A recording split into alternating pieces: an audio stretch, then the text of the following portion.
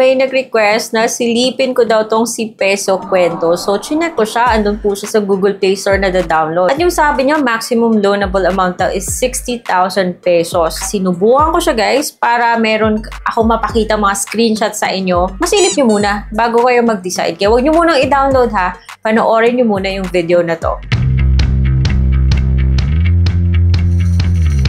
Hello everyone! Welcome back to my channel. So it's Ate Red here at dito sinisilip natin yung mga loan apps para malaman natin kung okay ba siya o hindi. So for today's video, ito pong si Peso Kwento yung ating pag-uusapan na bagong-bago sa Play Store.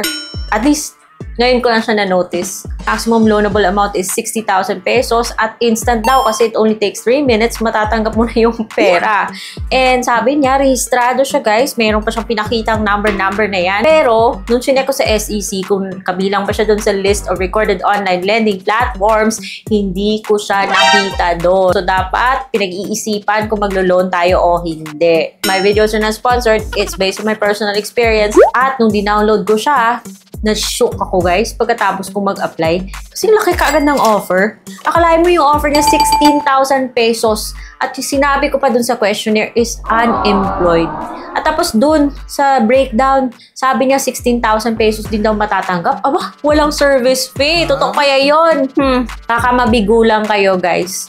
So ano-ano ba yung mga IDs na tinatanggap dito kay Peso Kwento? IDs na tinatanggap niya are UMID, passport, EIN, driver's license, SSS, postal ID, voters ID, PRC, GSIS, tsaka OWA ID. Rami-rami kang pagpipilian. Pero wag, like I said, tapusin nyo muna yung video neto, guys. Ito po yung under sa kay Superspace PH Lending Incorporated na may 4.7 stars pa siya. But I doubt deserve niya yung 4.7 stars eh. To be honest, yung vibes niya is too good to be true siya eh. So pagkatapos kung i-download yung app, lumabas yung kanyang permission application kasi required po sila na ipaalam sa atin kung ano-ano sa cellphone natin yung kanilang sisilipin. At nagulat ako, sabi niya kailangan niya daw yung ating mga banking information. Kaya dapat mag-ingat sa mga ganitong mga loan apps guys.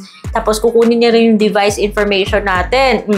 Sisilipin niya rin yung list of installed applications at kung talagang desidido ka, syempre i-click mo yung agree dito. Next, yun, lalabas yung kanyang dashboard. Kung gusto mo magpatuloy, i-click mo yung view my credit. Saka niya hihingin yung phone number mo. And then, ipagsasabay niya na yung paglalagay ng code at pag-create ng password. Dapat 8 to 6 digits. And then, i-click mo yung next step. And take note na kung magne-next ka, it means that you agree to their privacy policy, ha? So, click mo yung next step kung gusto mong patuloy at hihingin niyo yung mga permission sa phone mo.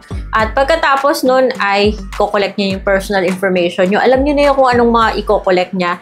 Pero sa baba, wow, may optional pa siya dun sa Facebook account ha. And then alternate mobile number. Now this time, ito dapat mo talagang ilagay. Kapag click mo ng next, hihingi siya ng contact reference. 5 po yung hihingin niya. May drama pa siya sa taas na for every stage na i-complete mo, kunyari tataas yung credit limit mo. But that is just a possibility kasi walang loan app magbibigay sa'yo ng mataas na credit limit kung kaka-register mo pa lang. When you go to the next page, kaya yun, magsi-selfie ka na. Meron siyang instructions, dapat sundin. Doon siya hihingi ng permission na i-access yung camera mo at magsi-selfie ka. Pagkatapos mong selfie, syempre kukunin nyo yung picture ng ID mo.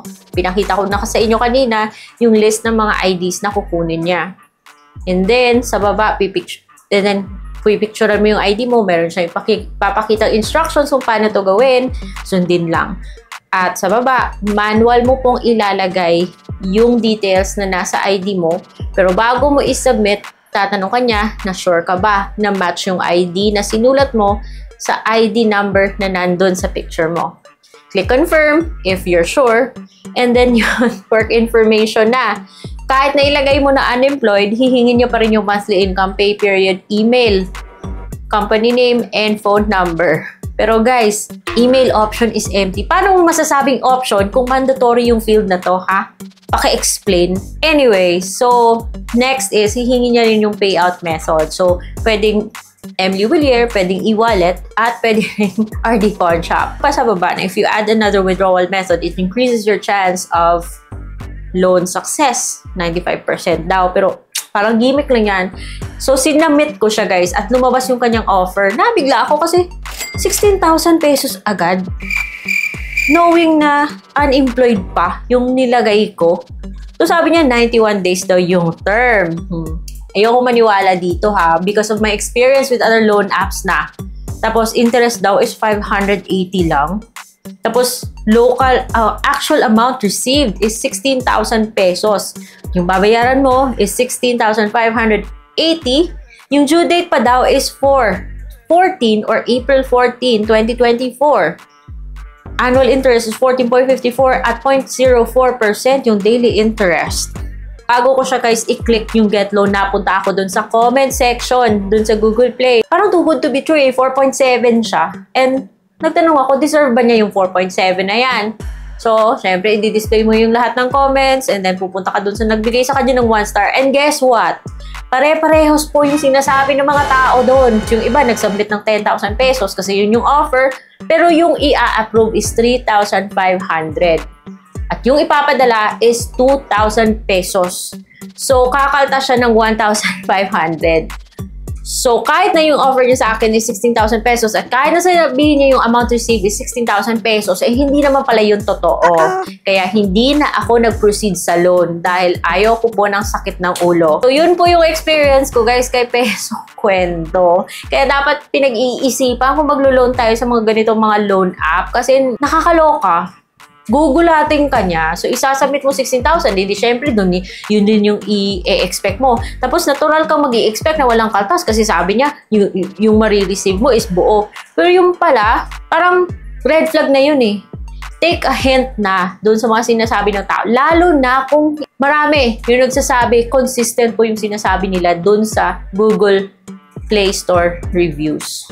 So, pero nasa inyo pa rin yan kung maglo-loan kayo o hindi. Kasi ako, nag-share lang naman ako ng experience, yung decision, kung ibibigay yung personal information yung sa loan app na to is nasa inyo. Pero at least, meron na kayong heads up.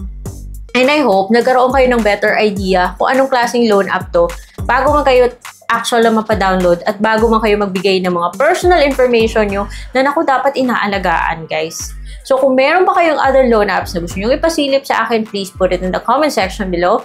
And then, kung hindi pa kayo subscribe na kayo kasi dito binibigyan ko kayo ng idea kung ano yung anyo ng isang loan app bago kayo mag-try. But then again, ano yung decision nyo yan eh. So, pero please do subscribe and check back next time for another video. So, I hope to see you again. Bye!